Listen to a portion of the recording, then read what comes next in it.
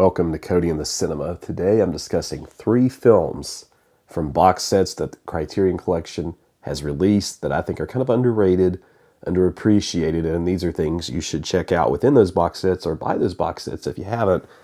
And of course, the biggest, grandest achievement that I refer to often on my channel is this giant Bergman box. And there's so many great pieces of film in here. I mean, there are certain masterworks I haven't gotten to that I should. But one that really struck me as I've watched through this over the years is this little film called The Magician. And if you open up the booklet, which the box set does include a gorgeous booklet, this is what it has to say about The Magician.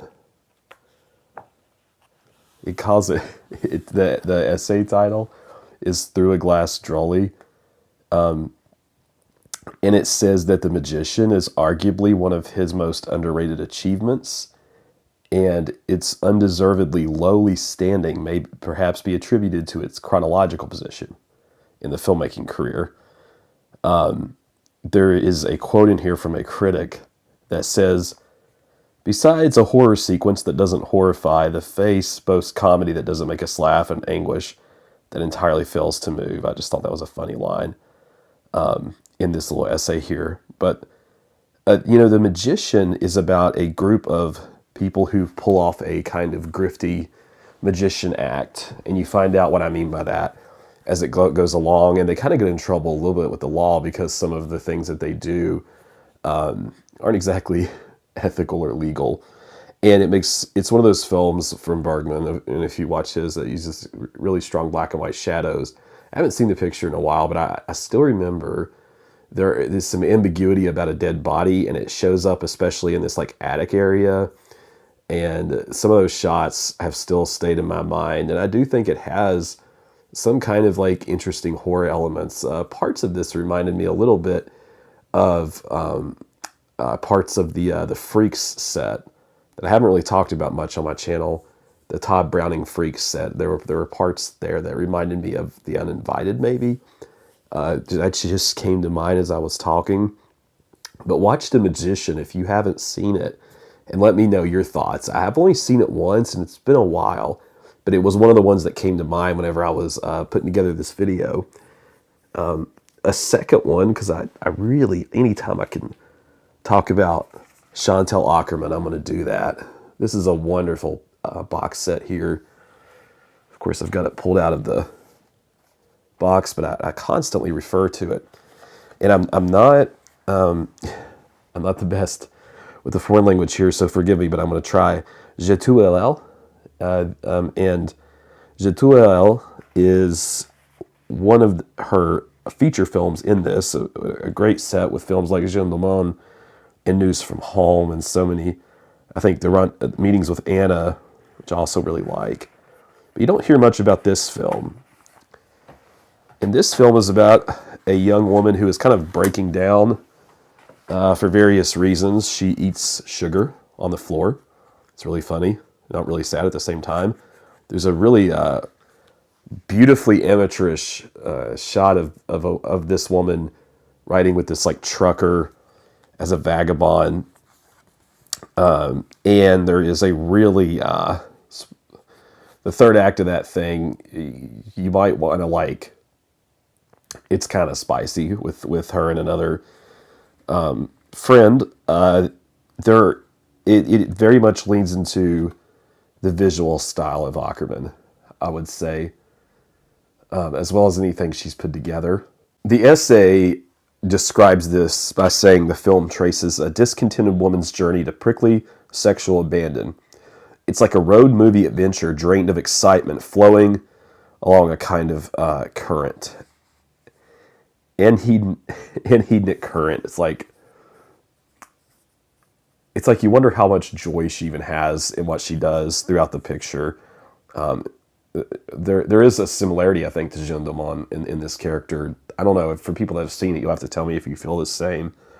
But there's a really striking shot of her leaning. I'm looking at this now. I just can't really show it on the channel, but she's leaning against this wall and she's despairing, like some goddess out of an old painting. It's a really beautiful shot, really beautiful film. But the film that I just watched that made me think like maybe I should go back and talk about some of these underrated box set movies, was my favorite so far of the renowned westerns from the Bub Bedecker set. And some people are really down on this one. It's Comanche Station. I really like that movie. And this is really just always a gorgeous, fun box set. These Randolph Scott, Bub Bedecker westerns. Comanche Station begins with like very little dialogue. It has a similar opening in that way to Once Upon a Time in the West, which is my favorite film and my favorite western. Most of the story is told purely through visuals and just like there's a cowboy played by Randolph Scott, and he's trading some goods with some Native Americans to release this woman.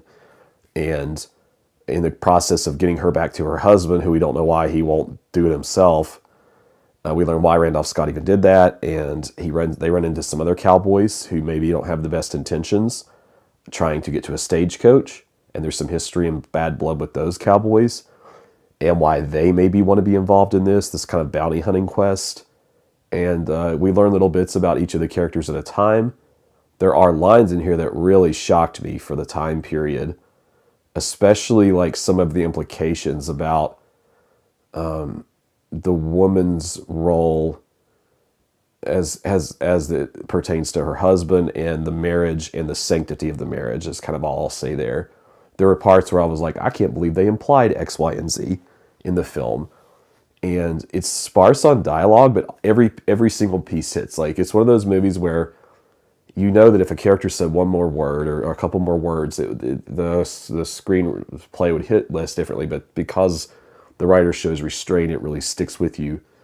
The messages, it allows you to think for yourself a little bit as you watch.